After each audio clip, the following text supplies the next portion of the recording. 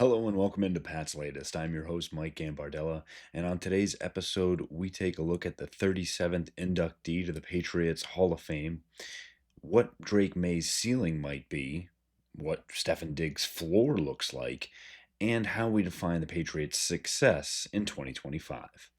Before we get started, make sure you go down and subscribe for our channel. Get in the comments and let us know what you think Drake May could actually cap out in just his second year in the NFL. Give us a like if you like what you hear, and make sure you go back and check out our other episodes once you finish up today's.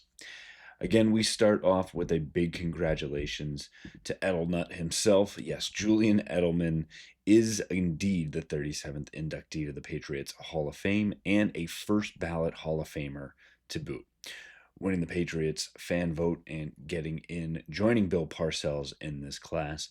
A truly well-deserved honor for a seventh round pick out of Kent State. Yes, a quarterback nonetheless.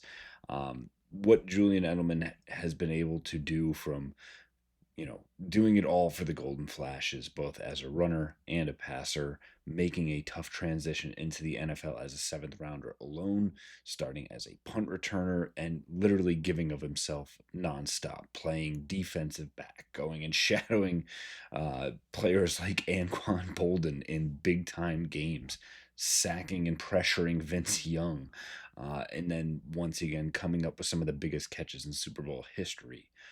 Just to run a few down for one of my personal all-time favorite Patriots. He finishes second all-time in Patriots history in catches. He holds the team record with 4 punt return touchdowns. He boasts 118 postseason receptions, which is third most in NFL history.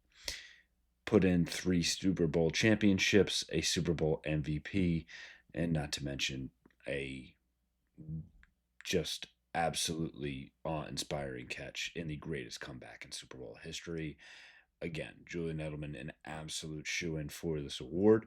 Came down with a few finalists with Adam Vinatieri and Logan Mankins. Again, no wrong choice in this, but congratulations, Julian, and excited to see the Hall of Fame induction ceremony coming up very soon. We look now at potentially the Patriots' next big star, and obviously everything that the Pats have done, Elliott Wolf, Mike Vrabel, the front office, and Robert Kraft this offseason, have been to put him into a position to succeed. But what is Drake May's ceiling?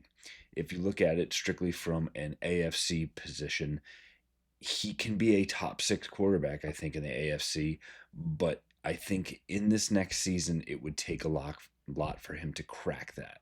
When you look at Josh Allen, Joe Burrow, Patrick Mahomes, Lamar Jackson, and for me right now, Justin Herbert would be ahead of where Drake May currently is.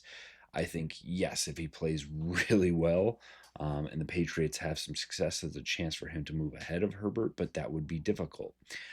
Additionally, there is a group that May is in right now. I think CJ Stroud, coming off a down year after just exploding onto the scene for Houston, has a chance to bounce back and absolutely, again, be that number 5 or 6 with Herbert. Again, for me, that big 4 is tough to challenge with Allen, Burrow, Mahomes, and Jackson. And a couple other names to keep in mind. Bo Nix, who also had a fantastic freshman season. Trevor Lawrence, former number 1 overall pick, now getting a head coach that is truly offensive minded and to really open things up. And additionally, Tua Tagovailoa, who, when healthy, has a chance to put up some very gaudy numbers in Mike McDaniel's system. Now, obviously, some issues going on with that team, health-wise alone, and what is happening with Tyreek Hill. But again, talent and scheme sometimes overpower other things. But I think with what Drake May showed in his first season, what the Patriots have done in the offseason, and should that offensive line really come together, and now having a strong run game potentially behind him as well, saying a top 6 absolutely is, I think, where this is currently at. Top 5 is there also. But again, I think in a very stacked AFC quarterback class specifically, it would be tough for him to ascend much higher from that in year 2. Additionally, we talk about Drake May being in this position because he now potentially has a number 1 wide receiver and what Stefon Diggs can bring to the table. You lead with what he actually is bringing to the table. Experience, which can also be read as age, over 30 years of age. He does bring an elder statesman presence to the team, but that's a lot of wear and tear on the tires. Additionally, he is bringing an injury after being knocked out at the start of the season, coming back from that knee injury. He is coming off, and there is no guarantee he will be ready for week one. So, those are facts. Facts are also that he is on track to make a return, and being a potential focal point for this offense has a chance to be a wide receiver one, not just for the Patriots, but in the NFL. So I thought it's a good chance to take a look and take stock of what is out there in the NFL, and where does the Patriots' current number one wide receiver stack up against everyone else. Again, it's going to be light years beyond what they had last season, and going back to trying to find someone to mimic what Julian Edelman did before he retired was the last time the Patriots actually had a 1,000-yard receiver. But taking a quick look at, say, there are 8 elite alpha wide receiver ones out there with Jamar Chase, Justin Jefferson, Malik Neighbors, I've already put in that class, CeeDee Lamb, Amon-Ra St. Brown, Puka Nacua. Nico Collins for me is in that class now, along with A.J. Brown. And I know everyone's going to have their own opinions on where these guys start to slide, but that would be my top tier.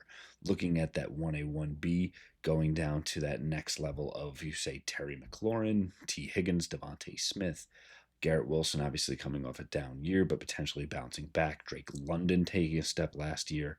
Brian Thomas bursting onto the scene. Devontae Adams still being able to do it at an advanced age. And I think this is where we start to talk about where Stefon Diggs is. A guy like Devontae Adams who has done it for a long time. He's had some injuries and some up and downs. But Devontae, I think, is in a better position to essentially start to put more of those wide receiver one numbers up there. And again, cap because Puka Nacua is there for Devontae. So if it's the top 8, next top 7, and then looking at this third level, I think is where you might start to see Stefon Diggs slotting in. When you look at guys like DJ Moore, the number one option for Caleb Williams and the Chicago Bears. You look at DK Metcalf, who was just traded to Pittsburgh, and just sheer talent alone. Jackson Smith and Jigba, who becomes the number one wide receiving option in Seattle. Lad McConkey and Marvin Harrison are 2 up-and-coming players from last year's draft who either have a ton of potential or shown that they've been able to do that in Marvin and Lad, respectively. Stefon Diggs would slot in here for me as a guy who did it for a very long time, went to Houston, was ready to kind of take a step back and play in a crowded wide receiver room with Nico Collins taking that lead. Tank Della there as well, and Stefon Diggs really providing that very veteran option and presence. I think with the Patriots having such a need, there's a chance for Stefon Diggs to be at the top of that list, and again, challenge for someone like Devontae Adams. But again, I think it's not out of the realm of possibility to say, yes, he's an absolute wide receiver one, and he's in the discussion at least to say, hey, is there a top 15, top 20 wide receiving option now that is associated with the New England Patriots? I think as long as he shows he's able to kick off the rust from the injury, bounce back from a speed and timing perspective, he will be a focal point on this offense, and the Patriots absolutely can have a wide receiver one season from Stefon Diggs, but it will not be that top upper echelon or potentially that 1A or B. But again, being at the top of that third level, absolutely not a bad thing for a New England Patriots team that just continues to search for answers at the wide receiver position. Also, we look at what answers we can find and what is success for this New England Patriots team now that the NFL draft is behind us, the free agency as well, and what we start to see this depth chart shake out as. Obviously, there are 91 players on this roster currently, and they will eventually have to get down to 53 once we get to that third preseason game.